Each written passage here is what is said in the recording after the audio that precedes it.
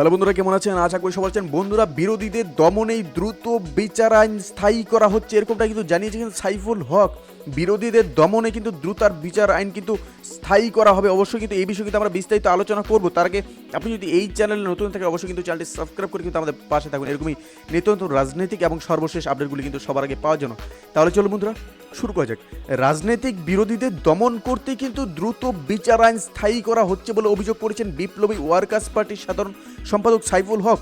শুক্রবার রাজধানীর সেগুনবাগিচায় কিন্তু সংহতি মিলনায়তনে বিপ্লবী যুব সংহতির কেন্দ্রীয় সংগঠকদের সবাই কিন্তু এই অভিযোগ করেন। সাইফুল হক বলেন যে কৃতিত্ববাদী শাসনে দেশের বিশাল যুবশক্তি ও অসাহীন স্বপ্নহীন জনগোষ্ঠীতে পরিণত হয়েছে। দেশের বিশাল সম্ভাবনায় যুব সমাজকে নৈতিক দিক থেকেও দুর্বল করে তাদের নানাভাবে নেশাগ্রস্ত করে তোলা হচ্ছে।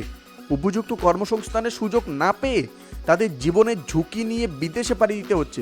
যুবকদের একটা অংশকে সরকার ও সরকারি দল তাদের অপরাজনৈতিক তৎপরতার সহযোগী লাঠিয়াল আর মস্তান সন্ত্রাসীতে পরিণত করছে বলে অভিযোগ করেন তিনি। বিপ্লবী ওয়ার্কার্স পার্টির এই সাধারণ সম্পাদক বলেন, জুলুম আর অন্যায়ের বিরুদ্ধে প্রতিরোধ গড়ে তোলাই যুবাদের ধর্ম। ভোটের অধিকার সহ গণতান্ত্রিক অধিকার হরণকারী বিদ্যমান ফ্যাসিবাদী দুঃশাসন বিদায় দেওয়া আজ দেশপ্রেমের বড় কর্তব্য হয়ে দাঁড়িয়েছে।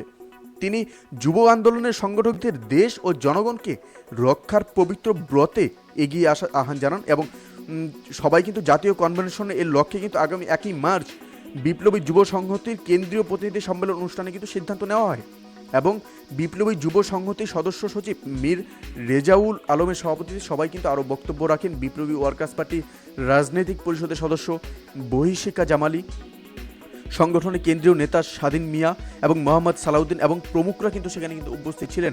আর তাদের সামনে কিন্তু এই বক্তব্য কিন্তু রাখেন সাইফুল হক। বিরোধীদের দমনে কিন্তু দ্রুত বিচার আইন নাকি করা হচ্ছে। অবশ্যই এই তথ্যতে আপনাদের কি মতামত সেটা কিন্তু অবশ্যই আমাদের কমেন্টে জানাতে ভুলবেন না। ভালো থাকবেন, সুস্থ থাকবেন, ধন্যবাদ। দেখা হচ্ছে পরবর্তী নতুন একটি কোনো ভিডিওতে। আপনি কোথা থেকে দেখছেন এবং অবশ্যই সেটি আমাদের কমেন্ট করে জানাতে ভুলবেন না। ধন্যবাদ।